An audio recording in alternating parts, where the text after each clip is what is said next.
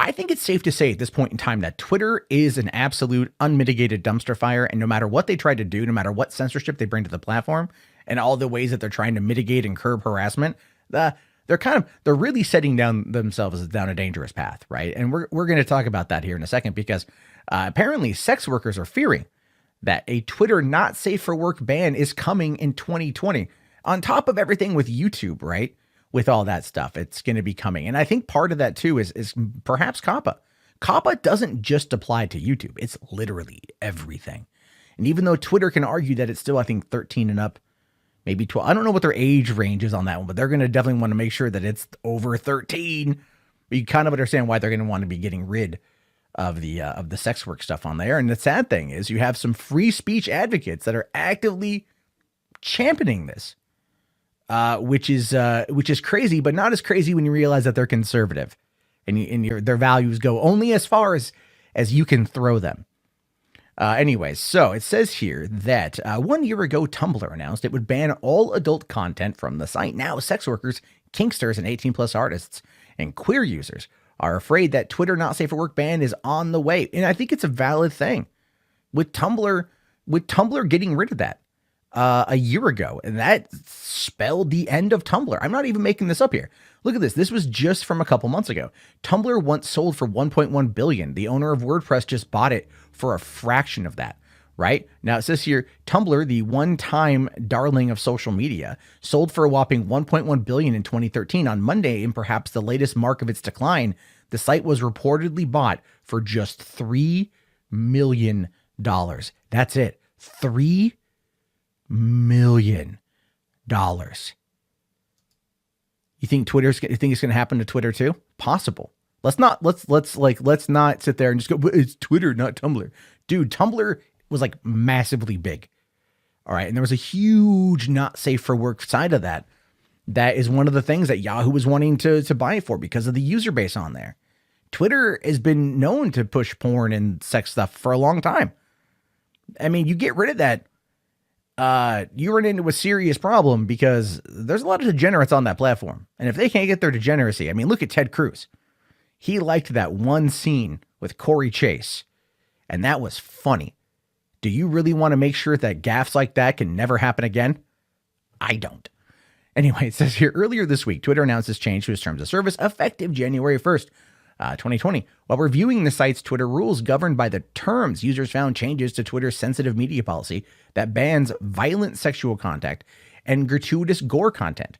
The site defines adult content as media that is pornographic or intended to cause sexual arousal, including cartoons, hentai, or anime involving humans or depictions of animals with human-like features. So there goes your hentai. There goes your yiffing. There goes your furry community right off the bat.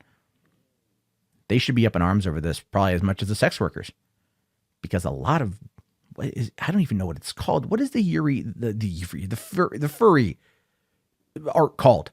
I don't know. I'm not a furry, right? Like, I don't know. I know yiffing is the term, but I don't know what the artwork is. It's just, I don't know. I don't need to see like an anthropomorphic deer with a huge, but look, I'm okay with violent sexual contact and gratuitous gore. I think at some point in time, like, you do have to draw a line. And I know it's a weird thing to say, but there is also that whole adage of everything should be okay or none of it's okay. And that is such a weird place to be when you're talking about potential morality of particular things. And that is an issue when you look at who is kind of being happy about this. So it becomes a very, very, very sensitive topic.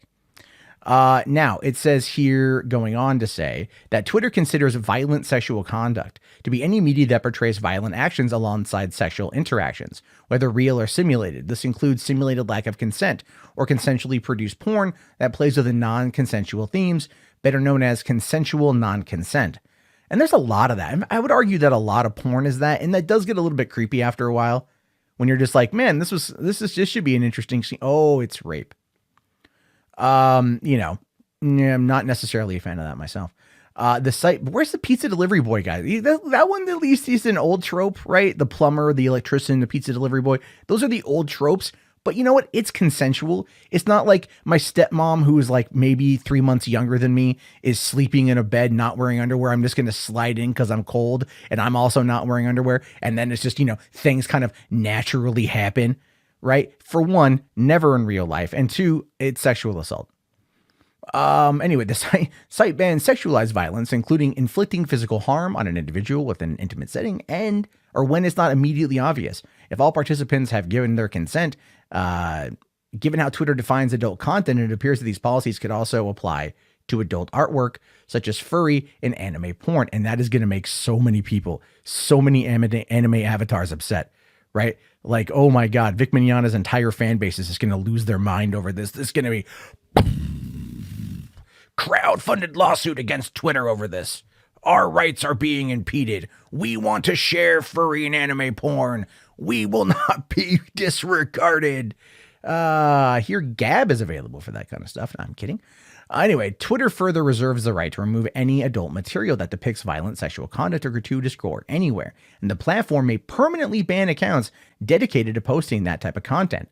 While adult content is still allowed, Twitter warns that any accounts dedicated to posting sensitive media may face permanent suspension if sensitive content accounts for the majority of your activity on Twitter. Taken to its logical conclusion, this could turn into a broader ban on not safe for work content. There are a lot of women out there who've built entire empires off of Twitter content where they sell off photos of their boobies. There's a lot of women out there that do that. And there's a lot of men out there that do that too.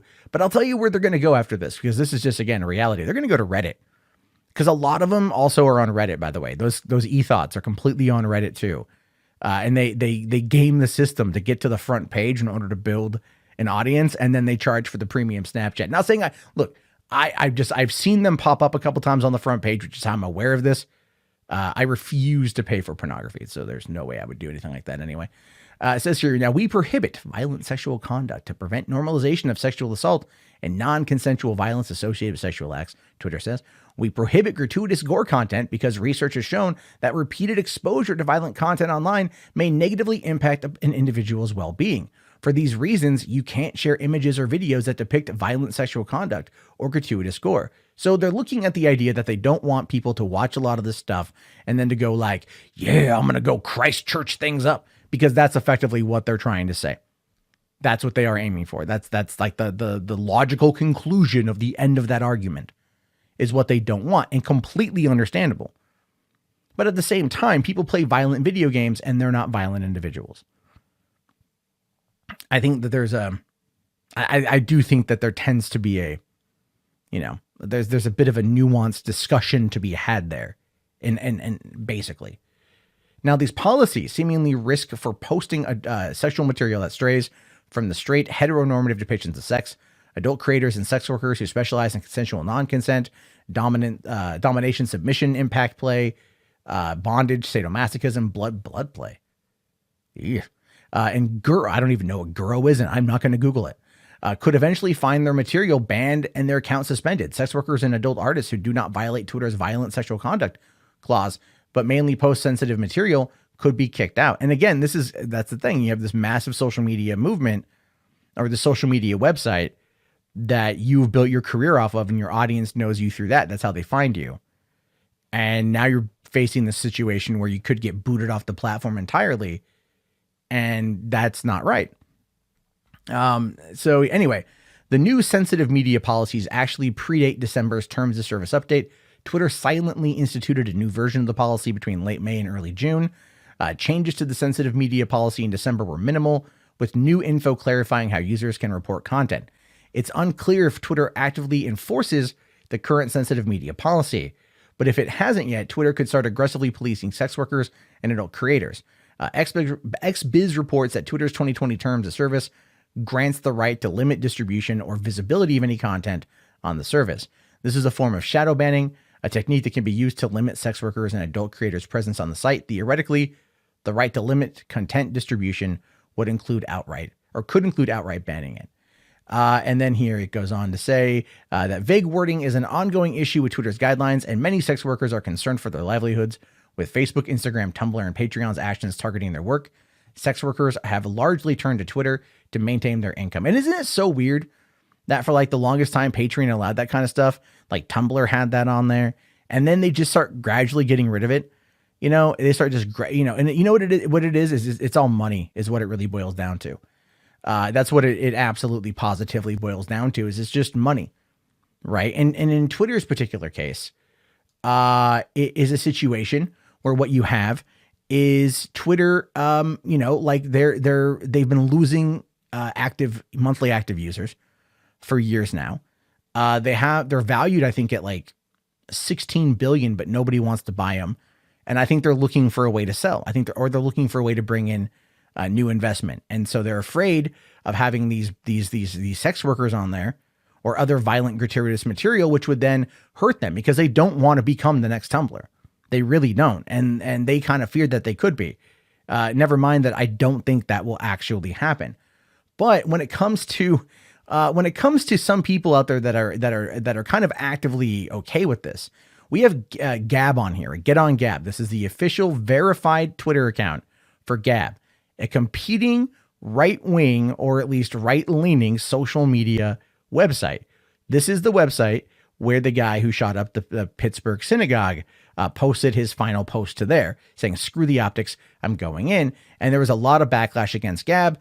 And, here's the thing though. They came out and they said, pornography is a public health crisis. Changed my mind. And he brings up a bunch of stuff that, it's interpersonal if you want to believe it. Again, I think it's just propaganda, quite frankly. And then he also posts this one here. Imagine being a coomer.